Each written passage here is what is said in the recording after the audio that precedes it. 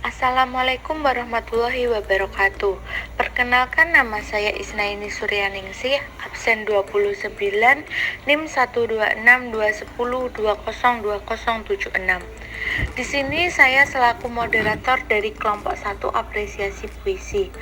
Saya akan memperkenalkan anggota kelompok kami. Yang pertama adalah Anggi Dian Pramitasari. Yang kedua adalah Elisha binti Lailatul Maulidah. Yang ketiga adalah Feby Evelyn. Yang keempat adalah Isnaini Suryaningsih. Dan yang kelima adalah Tamtu Ageng Mulia. Baik, selanjutnya materi pertama akan disampaikan oleh rekan saya, yaitu Saudari Anggi Dian Pramitasari. Baik, terima kasih saya sampaikan kepada Mbak Isna selaku moderator. Sebelumnya, Assalamualaikum warahmatullahi wabarakatuh. Perkenalkan, nama saya Anggi Dian Pramitasari, NIM 1262102010026, nomor absen 12, kelas TBIN 3B. Di sini saya akan menjelaskan materi yang pertama mengenai pengertian puisi. Sampai sekarang, banyak orang yang tidak dapat memberikan definisi setepatnya apakah itu puisi.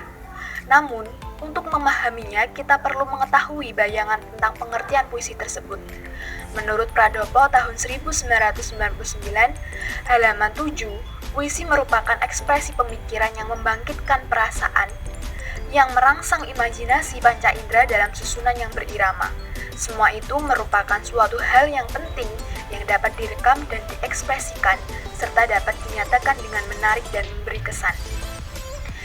Jadi, dapat disimpulkan bahwa puisi itu merupakan rekaman dan interpretasi pengalaman manusia yang dapat diubah dalam wujud yang paling berkesan. Puisi itu hasil aktivitas yang memadatkan, yang berekspresi kreatif, dalam artian yang mencipta. Jadi, aktivitas jiwa kita yang dapat memadatkan dalam artian kondensasi, dan aktivitas yang menyebarkan dalam artian dispresi. Meskipun demikian, orang tidak dapat memahami puisi secara sepenuhnya tanpa mengetahui dan menyadari bahwa puisi itu merupakan karya estetis yang bermakna, yang mempunyai arti, bukan hanya sesuatu yang kosong tanpa makna. Kemudian, materi yang selanjutnya mengenai hakikat puisi. Hakikat pada dasarnya merupakan dasar atau keadaan yang sebenarnya. Begitupun dengan hakikat puisi yang berarti keadaan dasar atau keadaan yang sebenarnya dari sebuah puisi. Namun, sebenarnya definisi tentang hakikat puisi ini memiliki banyak kontroversi. Hal ini dipengaruhi oleh rumitnya bentuk dan makna yang dimunculkan oleh puisi. Mengupas tentang definisi puisi tidak semudah membalikan telapak tangan. Sepintas mudah, akan tetapi para ahli dan filsuf-filsuf Yunani sepakat untuk memberikan kebebasan kepada pihak-pihak yang menelaah puisi untuk berdefinisi mengenai pengertian puisi. Dalam hal ini, tidak ada satupun hakikat dari puisi yang mempunyai kebakuan. Berdasarkan perpaduan pendapat pakar tentang puisi, kiranya dapat disimpulkan bahwa puisi adalah sebuah aktivitas imajinasi yang dinamis, berasal dari alam bawah sadar, dalam menyampaikan suatu pesan terselubung dalam barisan bait yang menimbulkan makna. Untuk menyalurkan puisi, tentunya memerlukan bahasa sebagai media utama. Sang penyairlah adalah seorang kreator yang bekerja secara imajinasi. Adapun hakikat puisi yang menyangkut beberapa hal sehingga menjadi pembeda dengan karya yang sastra yang lain. Hakikat ini dapat dianalisis dengan salah satunya menggunakan objek analisis bagi para peneliti. Objek tersebut dapat berupa dengan menganalisis melalui pendekatan-pendekatan dalam karya sastra. Richard, selaku kritikus sastra, mengungkapkan bahwa suatu puisi mengandung suatu makna keseluruhan yang merupakan perpaduan dari 4 hal, yaitu yang pertama, tema penyair atau sense dalam artian inti pokok puisi. Yang kedua, perasaan atau feeling dalam artian sikap penyair terhadap objek. Yang ketiga, nada atau tone yang berarti sikap penyair terhadap pembaca atau penikmat. Dan yang terakhir, yang keempat, amanat atau attention dalam artian maksud atau tujuan penyair. Morris dalam tarikan tahun 1984 halaman 9. Keempat hal tersebut tentunya saling berkaitan erat dengan antara satu dengan yang lainnya. Maka dari itu, dalam kehidupan sastra, puisi merupakan genre yang paling diminati oleh penikmat karya sastra.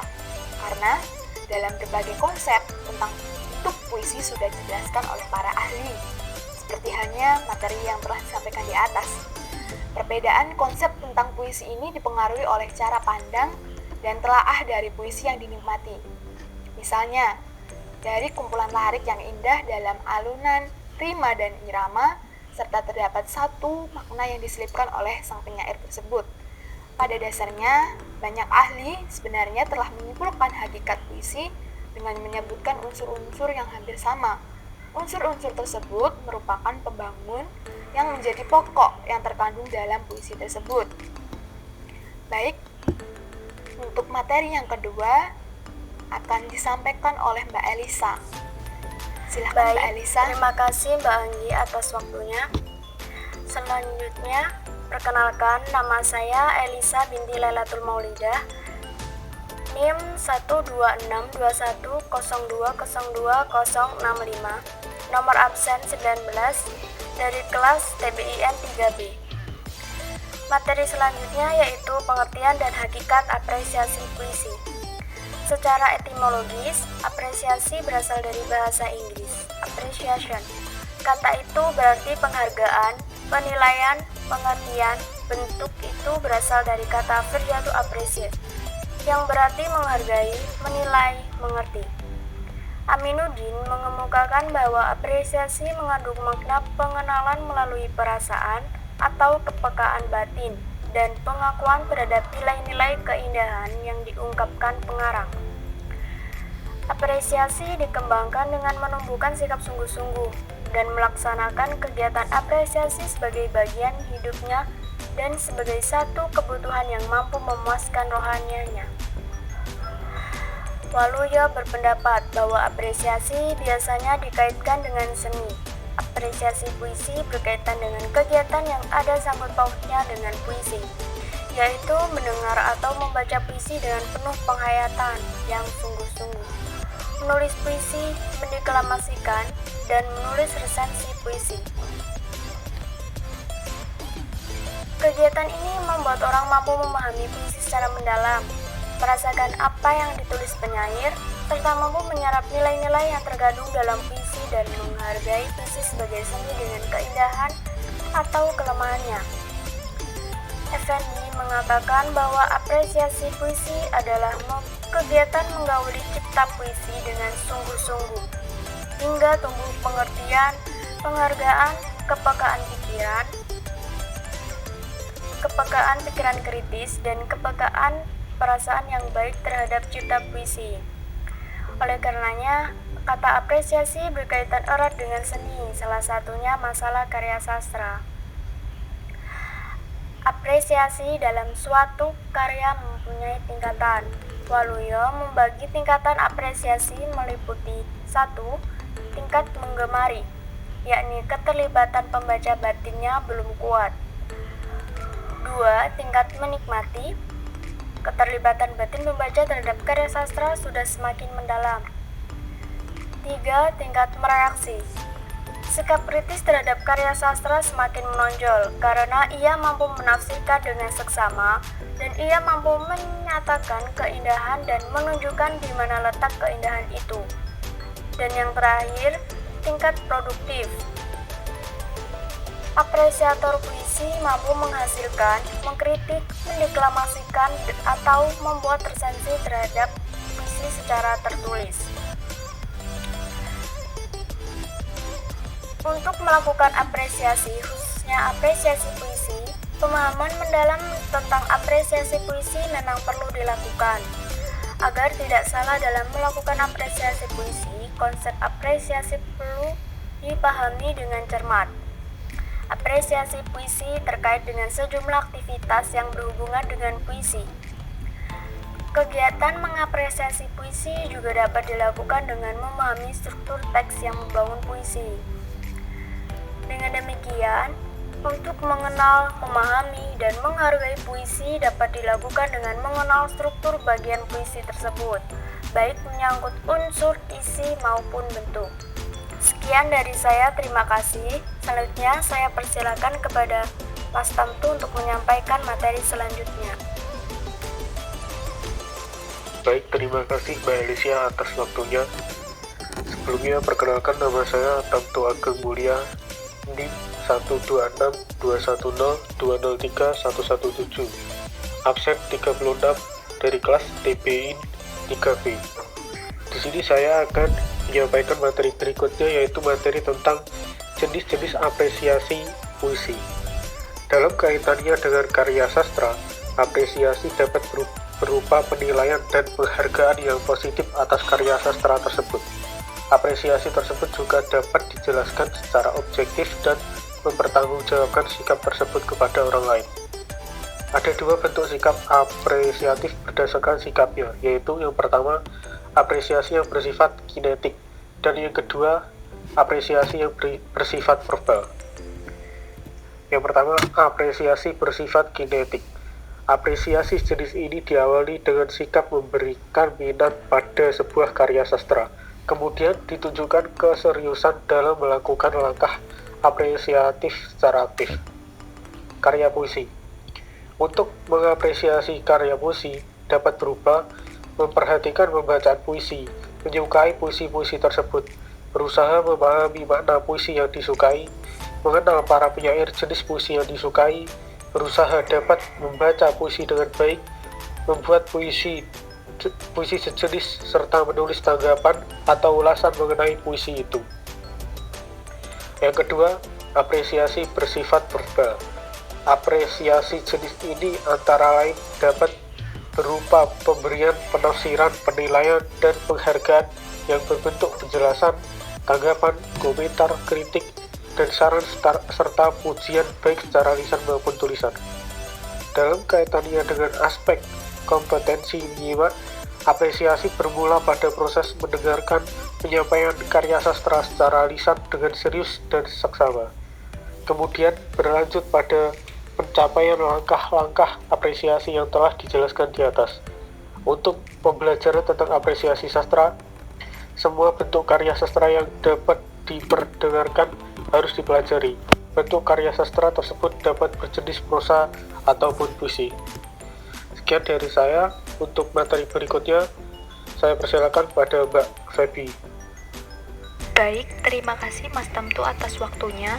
Perkenalkan, saya Feby Evelyn Alia Falakojunian dengan NIM 1262102020772, nomor urut 25 dari kelas TBIN 3B.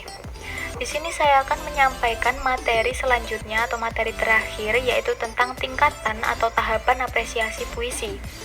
Menurut Disik dalam buku karangan Waluyo tahun 2002 halaman 45 menyebutkan bahwa terdapat 4 tingkatan apresiasi, yaitu 1. Tingkat menggemari. Pada tingkat menggemari ditandai oleh adanya rasa tertarik terhadap karya sastra serta berkeinginan untuk membacanya. Jika seseorang baru sampai ke tingkat menggemari, berarti keterlibatan batinnya belum kuat. Dia baru sering terlibat dalam kegiatan yang berkaitan dengan puisi.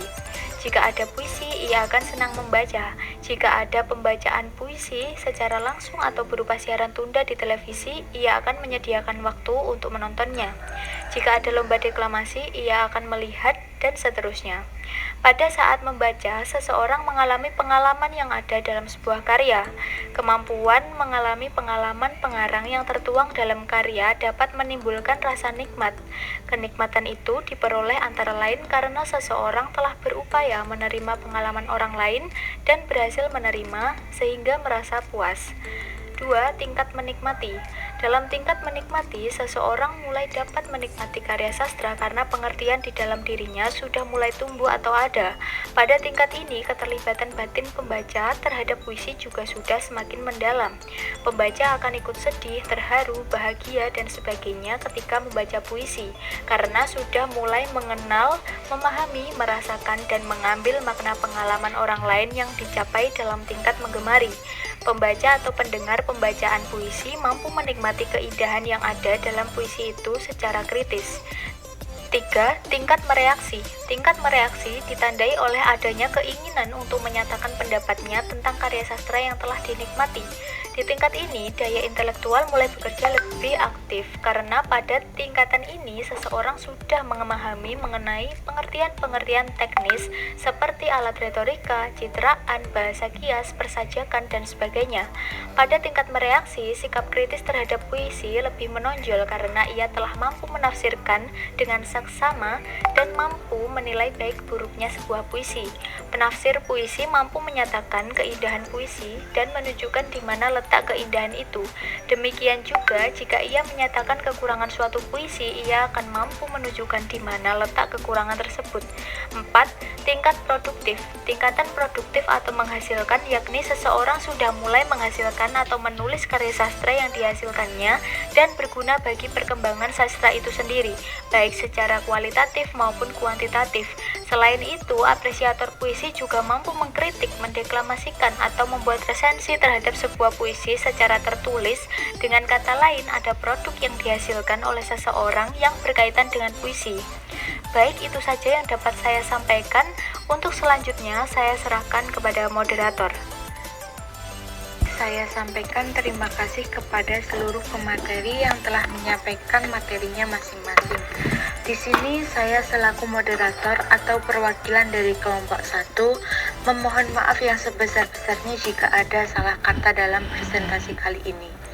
Sekian dari kami. Wassalamualaikum warahmatullahi wabarakatuh.